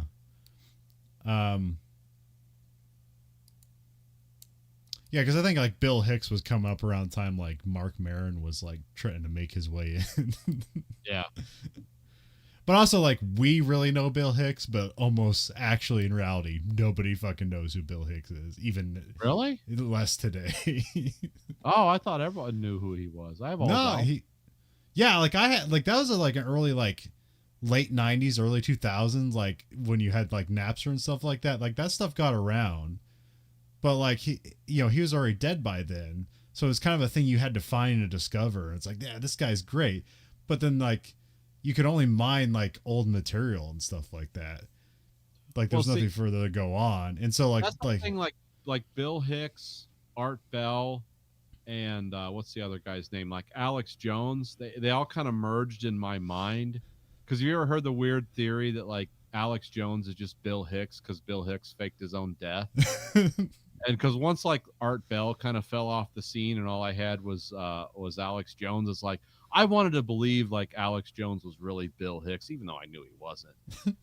Because it was like, oh, that would be amazing if that was the case. Bill Hicks faked his own death to abandon comedy and just go straight into conspiracy theories.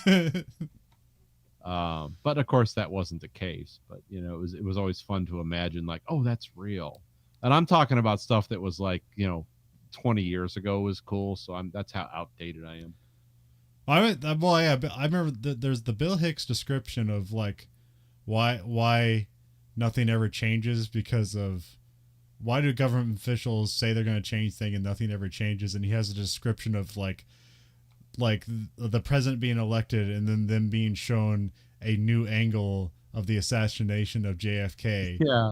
And that whole story is like, as he tells it, like, you know, he does a great job of it, but now that's just like, that's something conspiracy theorists say, not knowing it has an origin to a comedian who is just making shit up. They're like, no, this is true. That's how religion starts. That's how God is made. It's like, oh, we're just going to repeat something often said by, you know, a genius who like died before his time because he was so smart. He was like, I'm just going to smoke and drink because I don't want to live very long because I know life sucks and I can tell you why it sucks. And then it becomes like, oh, no, this was like God said this. It's like, no, Bill Hicks said this a long time ago. It's like, no, it doesn't matter. It's like we can make money off this. You know, the Rubes will give us cash for believing that this was like, no, it was a conspiracy. I don't know what this has to do with this movie, but yeah. Oh, we're talking about like energy matching. So like the Morris Day I just tore the house down and the revolution have to follow it. And it's like, well, they're just doomed for failure here. Okay, and this is the juxtaposition. And this is the juxtaposition between like, okay, Morris Day doing mainstream music and then the revolution doing their weird stuff. And that's the whole problem with this movie. Is like, can you do something that's weird and mainstream? That's like kind of like the whole thing here. Yeah. Yeah, mismatched adversaries. The time roll through the back with like high energy, like, yeah, we just tore the house down, and then they make fun of the revolution, but like, hey, it's like problems going on because like the revolution are quiet, nobody's talking to each other. It's like, so like, oh well, yeah, Morris Day's like, yeah, how's the family, knowing that his dad like shot himself in the head.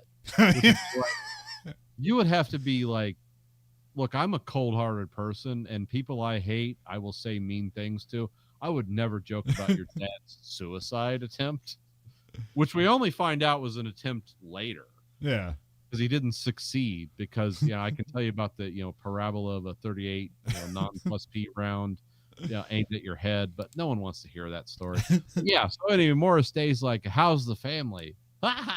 Everyone laughs. And then weirdly, as they walk down the nightmare corridor, which is like one of the filming tropes of this movie where everything's wrong and it looks like a horror movie, Morris Day's actually sad once the entourage leaves him. He's like, oh, I shouldn't have said that. Yeah. Like a strange, but like a scene you wouldn't see in any other movie. Yeah.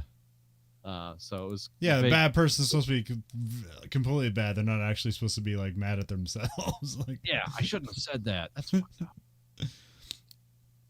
up. The kid grabs his white guitar from Apollonia, and then the band follows after. They go on stage to like light applause.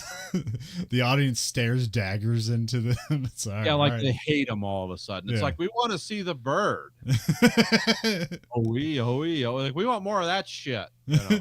We're all, strapped out of our minds on coke. He dedicates the song to his father. And he gives Lisa and Wendy credit for the song they're going to play. And it's the titular song, Purple Rain. Yep. Which the crowd, well done. Very well done. The crowd, cinematically and musically. Yeah. The crowd vibes with it, but this is a completely different energy song. So it's like a somber ballad. But he grabs them, and it's not with a mainstream song, but he gets them. Sometimes even though ballads are, I'm not sure if you name it, because usually I'm not sure how ballad is what context you usually see it in context with like a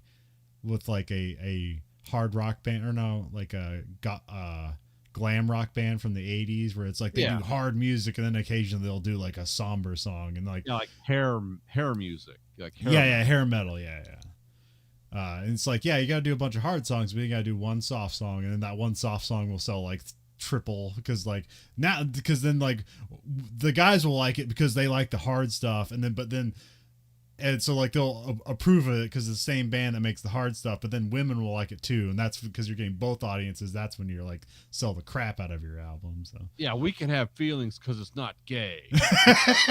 These guys did like Doc, like some song. Yeah, they sung enough about like having sex everywhere in the world and orgies all over the place, that then they can do a sad song about like their girlfriend left them. It's like, well, you're having all that orgy seller sex, of course they're gonna leave you. I can't believe she left me. I only had triple herpes. That hateful woman. They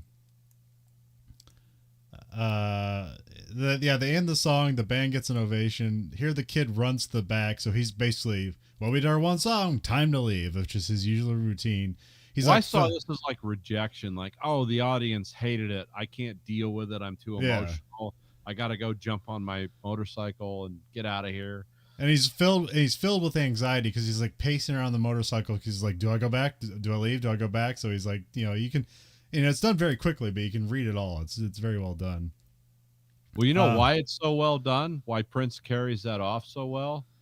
Why is that? I read he was absolutely like perplexed with stage fright. Like people had to talk him up to go perform. You wouldn't believe that watching performances, but he was like, "Oh, I can't do it. They're gonna hate me." He was like a guy there was a lot of self-doubt in Prince. You don't think about that as being real. But according to everyone who knew him, it was like, oh, it's very real. Like this guy he had so much, well, it's kind of like you said earlier about like the Stanley Kubrick thing. It's like he could critique his stuff way worse than anyone else could. Yeah. He knew like, oh, this sucks because of this, and that. And he would tear himself apart. So, it explained a lot of his like later in life problems with like, I need a lot of drugs to function. Especially a lot of like, pharmaceutical grade like stuff to make it work, which was sad. But then he kind of gathers up some energy, and then he goes back in to go back on stage, and he's going through the hallways. It's filled with people, and people are either crying or clapping. So he's like, okay, I had the correct effect. That's what was intended, and that was the result. Right. And he runs into Apollonia too, where here they kind of like, I don't know, they kind of make up in a sort of a manner. It's like, now it's on equal terms now. It's less weird. Yeah, I respect you as a human, and I won't hit you as much. Or maybe not ever. We don't know, though. That's part of the fun. It's the mystery of will I hit you. But they share a light kiss, which kind of means like, is that back together, or is that kind of like, like, well, we'll part ways here. But that's another dilemma, I guess. Right? You don't know. It's like, do I respect your existence or do I love you? But the cool thing about this, like the thing about this scene that I love, and the cool thing about like this whole movie is like, he doesn't realize that people really like him. Yeah. He thinks he's like a failure because of his dad, because of self-doubt and everything else. And this scene really is like super effective. This is like the best part of the movie right here at the end, which was probably written that way, but it's like, oh yeah, this guy, he doesn't understand why people like him. He doesn't get it, which like makes him vulnerable as a human. It's like, oh, he is this immensely talented guy who doesn't think that anyone would like this song, but they love it. It's like the best thing he's ever done. Even Morris Day's clapping at the end. He was making a joke about his dad trying to kill himself earlier, because Prince didn't see the regret. It's like, oh, I have to show out for my people, but really, it's like that was a screwed up thing to do. But even though the performance of Purple Rain is great, but this is also, they basically make it seem like it's spontaneous, because then like he starts playing Lisa and Wendy's like guitar licks, and they're like, "Oh, that's our song. We're doing that," and then everyone else clicks in, and it makes it seem like nobody knew what the song was, and it was spontaneously generated on the spot, which is almost never true. Yeah, that's not how it really worked. That's how you hope it works, but it's Yeah, like no. aren't that smart where they can, yeah, just roll with this. It's just like these beats, like boom, boom, boom, boom. Like we're gonna do a perfect song. We're not gonna miss a cue. We're not gonna start late or early in our vocals. Never happens in the real world. But it's like, oh, it would be magical if like, you know, a wizard came and made a magic spell where we wouldn't screw this up. So the kid head back on stage. Here they play a more upbeat song, although like lyrically it's not really upbeat. No, pay attention to the words, kids, but yeah. You know, it's the "I would die for you," which is like, oh, that's not great. Which we have intercut between. It's actually I believe it's a flash forward of him visiting his dad at the hospital. So it's like, okay, he's still alive. Yeah, you don't know the dad's still alive until this point. Yeah. He's got his head like in a big turban because he was firing a low velocity 38 instead of a plus P, which like plus P, which like will penetrate the skull, but a 38 low velocity will actually like you'll shoot it in and it'll like go under your skin, but won't be hard enough to pierce the skull, so it'll kind of glance around, but it'll put enough pressure on your skull where you'll need some kind of turban because. Are we being home invaded? I don't know why the dog's barking like that. Okay. Anyway. Yeah. So anyway, use high velocity, kids. The song is "I Would Die for You," which is the song inspired by his dad, because that's a line he was saying to his wife, like to try to say like he's trying to say "I love you" by saying like I would end my life for you. But I'm still gonna beat the shit out of you every Friday when I'm drunk.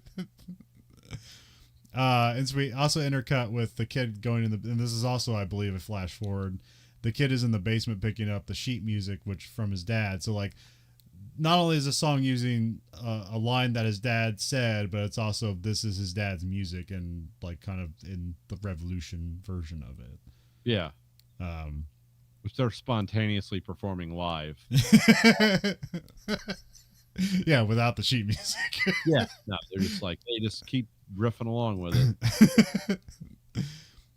So in the intercut, which I believe is flash forward, Apollonia is there, and they're basically, this is where they make up. So again, I don't know if this is a flash forward or a dream sequence. It's up for you to decide. Yeah. Then we dissolve to the next song, like a cross dissolve, and then they're playing "Baby I'm a Star." The jizz guitar gets brought out, or it's just a guitar that starts spraying water all over the audience. And then we have a freeze frame of the kid while he's kind of has his back to the camera. He's like looking over his shoulder, and freeze frame and credits. Yep. And the credits roll over that, and it's also doing a smash cut of all the songs in the movie, and that's the end of the movie. Yeah, jizz guitar is the best.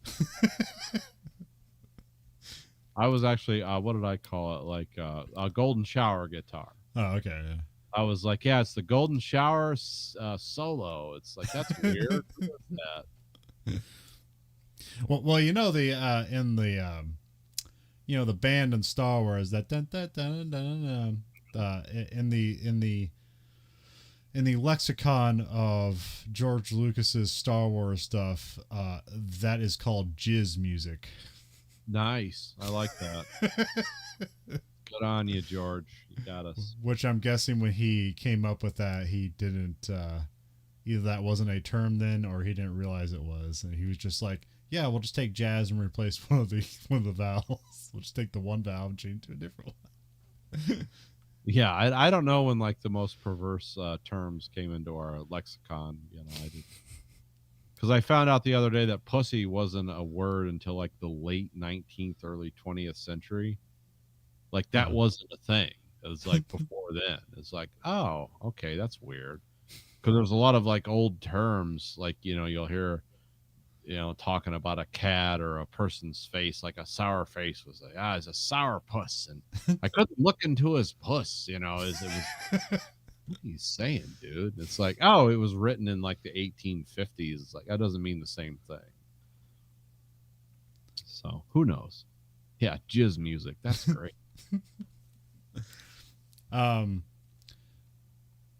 So yeah, this movie had like a $7 million budget, and it made like 70 million, so it was pretty successful. And like a lot of people passed on this. This is why the director, or no, so the director was his manager, but his agent, because everybody passed on it, had to produce this movie. Yeah. So yeah, David Geffen passed on it. I think Richard Pryor was offered to have a producing role in it or something, but he passed. Yeah, on I it. heard about Richard Pryor, and I know they approached the people that in the UK that did Pink Floyd The Wall, and they were like, no, we don't think this is for us. Like, yeah, it moved around a lot. And while that happened, the script was being rewritten. And the script was being rewritten daily on the set by Prince and some other people who like, oh, I want this scene to be like this. And there was a lot of that going on too. Supposedly, I don't know. I just watched the video. So even though like this kind of all came about because they wanted to make a movie and the movie was successful, the album, however, was wildly successful and one of the biggest albums of all time. I think. Yeah, 13 times platinum. No, it's more than that. Well, I think it was like something like a 1998 number had it around 17 million, but like, and then there was a 2008 number that it passed over 25 million. Yeah. So lifetime, it's around 25 million sold copies. I can believe that. I mean, I all the songs off the album on iTunes. Which, you know, there's a like I think that's the second tier. Like the highest tier is like 40 million, which that's like Thriller and like BG albums or something like that.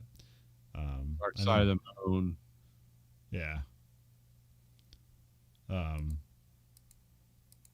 this is a cool movie. It's on Amazon Prime. You can watch it if you have Prime. Yeah, why not? It's fun. I mean, it's almost like a time machine. It's like, it's music in the 80s. Yeah, I never saw this before, and it's I don't know. Yeah, it looks pretty good. Like it doesn't, because like you think like this and Ghostbusters came out at the same time, and every time you see Ghostbusters, it just seems like an older movie than what it is. This I don't know if they shot on different film stock or or they just had a better, what do you call that, restoration or something, but or maybe I just haven't seen a restoration of Ghostbusters and it would look exactly the same. I'm not sure.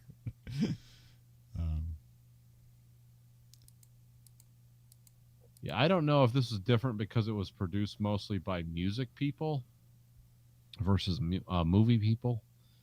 I'm not sure. I'm not sure if that like played a part into how it looked and how it felt.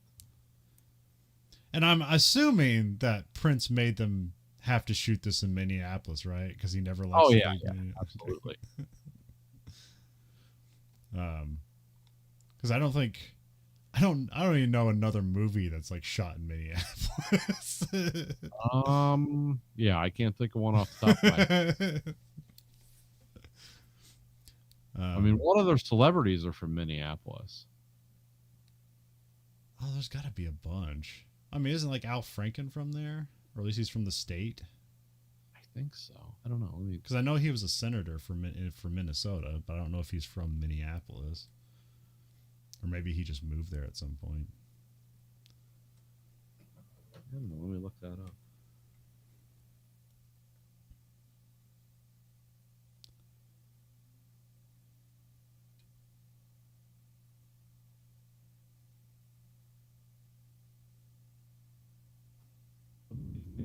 Well, Prince, number one. Vince Vaughn. Okay. Trying to think of any F. Scott Fitzgerald, Josh Hartnett, Charles Schultz, the guy who created Peanuts, Bob Dylan. Okay, Sean William Scott. All right. There's a lot of people from there. Huh. Let's see, famous people from Minnesota in general.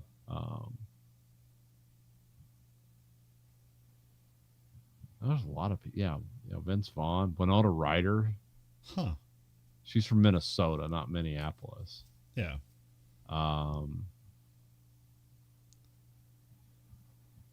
John Madden's from Minneapolis, or Huh. was. Joel and Ethan Cohen from St. Louis Park, Minneapolis. Okay. Well, Okay, now Fargo makes sense. yeah. Chris Pratt's from, well, he was from Virginia and Minneapolis. Bob Dylan's from Duluth, Minnesota. And yeah, Prince is like the most famous guy. But yeah, there's a great story on the. I think it's the first evening with maybe Kevin Smith has a story about working with Prince because I forget what they were supposed to work on, but apparently Prince liked something Kevin Smith did, and so he just hired Kevin Smith to like, yeah, we're gonna make a music video or something. And then he goes into his house, and I guess he like goes in the bathroom, and there's like a sign that says like, this entire house is wired for sound. So basically, anytime, anywhere that if Prince wants to make music, he can record it because his entire house is a recording studio. That's nice. There's also apparently just like tons of unreleased albums. Like he just make music, be disappointed with it, and shovel it away. Oh, yeah, I've heard about that. Like, yeah, there's thousands of hours of recording things. And didn't he want a camel also at 3 a.m.? Yeah, something That like from an evening with. Yeah, probably. Yeah. Like, yeah, I need a camel. It's like 3 a.m. in Minnesota. It's like, we're gonna get a camel. It's like, well, Prince will find a way. Well, it's Prince, so we got to make this happen. Yeah. Because he had like a recording studio / residence / everything called Paisley Park, which I guess was defunct in 1994, but was still maintained as a residence and a recording studio later. Because there was also a movie production, documentary production thing that went along with it. Yeah.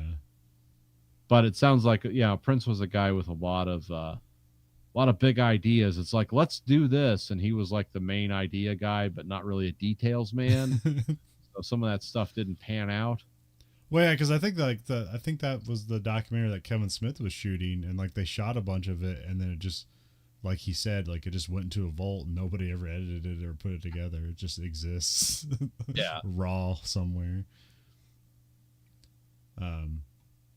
I was all looked up like that 7th Avenue Club is like it still exists. It apparently fell apart during a performance one day, so but it's still around and they're still holding, it's still a venue holding music and stuff there. Although I looked up like who's playing there now, and like I don't know who anybody is. Yeah. Although there was some band called Derecho, and I'm like, I wonder if that's recent or if they've just always been called that. Yeah, that'd be interesting to know. Because in Cedar Rapids we had in 2020 or 2021, just when the pandemic, if you thought the pandemic was bad, we had a thing called derecho, which is like a land hurricane that completely fucked the city. You guys have you completely recovered from that yet? Yeah, mostly. I mean, because you guys had like the flood of the Mississippi River, like what, 10 years before that or 8 years? Cedar River, but yeah, 2008 flooded pretty much all of downtown. You live in a weird place with a lot of violent weather. Yeah. That's the nice thing about living in Michigan, especially the part of Michigan I do. Safest area in the country for weather. Not so much for like being shot or violence. Like the rates are pretty high around, kind of near me. But as far as like, we don't have tornadoes here, or when we do, they're really rare. But you guys have like land hurricanes, flood, and biblical locusts, and like, no, I don't have any of that here. Well, the thing with derecho is I describe it as a land hurricane because that's like the speeds the wind get up to, but it's just a sheer line speed. It all goes in one straight line, and it's like 120 miles per hour, and it lasts for about 15 minutes. And because it's all in a straight line, it makes everything give. And so it becomes the damage that keeps on giving because you don't know like what damage will be a future problem later on. We're like, now this tree is going to fall apart because 10 years ago it got pushed around too hard. And you're only being pushed in one direction. It's not like unidirectional where it rocks back and forth. It's like, no, it's all going to the northeast. And I saw videos of that. It was like insane. It was like, is there a tornado? It's like, no, that tree's just landing on the street because because of sheer winds. Yeah. But for all you people who want to make something weird about it and try to raise our taxes so we can't use gasoline, those have happened how many times in Iowa? I mean, quite a bit. I don't know. I mean, now it's a thing. It's not something that just happened because climate change is what I'm saying. It's like, they've had those happen a few times. Yeah, I mean that was. I mean, that's the weird thing is like it's like because we're really close to Iowa City, and you think like something this big, like I had it, but no, you drive down Iowa City, nothing happened there. That's just the small window that this took, and it just hit one of the biggest cities in Iowa. It was like that's weird. But now like the weather service, they'll put out warnings just for like, hey, the conditions are right for this again. So now there's even more like, hey, severe weather, it's going to get windy. It's like, oh God, is it coming again? Well, that's what happens when the population of your country goes from 75 million to almost 400 million. Like, oh, now all of a sudden these places that weren't being hit before, it's like, oh, people live here. Now it matters. It's not like some weird phenomenon. Like, remember when all the trees were flying around in the upper atmosphere? It's like, no, now there's a city there. It's like, oh no. But that's also the thing, like, tornadoes are pretty pervasive, and like they destroy everything. Like there's literal towns in Iowa where the entire town was destroyed, but they were very small towns. But man, I don't think there's ever been like a tornado that hit like an F5 that hits a major metropolitan area where it's like the day after tomorrow shit. Like I don't think that's ever happened, but it's got to happen at some point. Yeah, well, that's Cedar Rapids. You're roughly the size of the largest city I live near, which is Ann Arbor. And the most exciting thing that happens in Ann Arbor is it rains too much or it gets too cold. Like we don't have the insane weather here that you guys do. The Great Lakes kind of keeps us. I mean, we have tornadoes here, but it's like the Great Lakes kind of shelters us. Because I remember when I read that article in the New York Times, like the safest place to live in the next 20 years is Michigan. It's like, oh, that's nice, But it also says in the Bible, in the end times, people will seek water. It's like, well, this all makes sense. That's why the Bible's true. I'm not sure if any other follow-up. So we'll just go into... We're sending a probe into space containing the supercut of scenes from the imperfect collection that is the Verhoeven Effect. We have one scene to choose from to represent the movie. So Nathan, what scene from Purple Rain are we chucking into space? Obviously, the titular song from the movie, the Purple Rain, music and video montage. Okay. It explains the whole movie.